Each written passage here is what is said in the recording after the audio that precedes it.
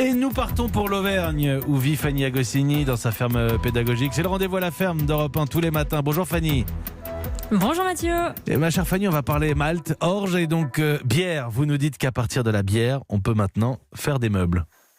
Oui, ça vous intrigue, hein. Imaginez-vous, Mathieu, boire une bière et en même temps vous asseoir dessus, vous asseoir sur ce que l'on appelle du mobilier brassé. On peut faire effectivement des chaises, des tabourets, des tables et pourquoi pas des bancs, des lampes, des panneaux acoustiques et tout un tas d'accessoires brassicoles comme des dessous de verre, des caisses de transport, tout ça à partir de la bière. Bah, pas avec la bière en elle-même, hein, j'imagine, mais avec les résidus liés à sa fabrication. C'est bien cela ?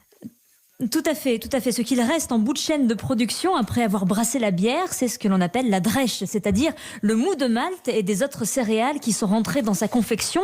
Et une infime partie de cette drèche est utilisée en compost ou pour les animaux d'élevage, mais globalement, c'est du déchet qui fermente en déchetterie.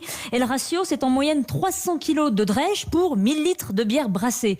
Sachant que 2 milliards de litres de bière ont été consommés en France, par exemple, en 2017, ça laisse imaginer des monticules de drèche qui sont même économiquement et logistiquement compliqué à gérer.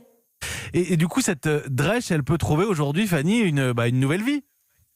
C'est un peu l'idée, une nouvelle vie pour ces résidus fibreux qui sont en fait, Mathieu, une matière première extra pour mouler des meubles légers, résistants, flexibles, malléables, imperméables. Voici encore un exemple, celui-ci très rafraîchissant avec la bière, un exemple parmi tant d'autres, Mathieu, tout aussi surprenant, qui doit nous faire penser à la conception et la fabrication de tout ce qui nous entoure autrement, particulièrement dans les process industriels qui rejettent des quantités massives de chutes ou de résidus en tout genre. Le mot déchet en 2020 est presque, j'ai envie de dire, un gros mot. C'est assez vulgaire dans un monde où le gaspillage n'a plus sa place. On apprend des choses au contact de la nature. On boit vos paroles, Fanny Agostini. C'est le rendez-vous à la ferme tous les matins sur Europe 1.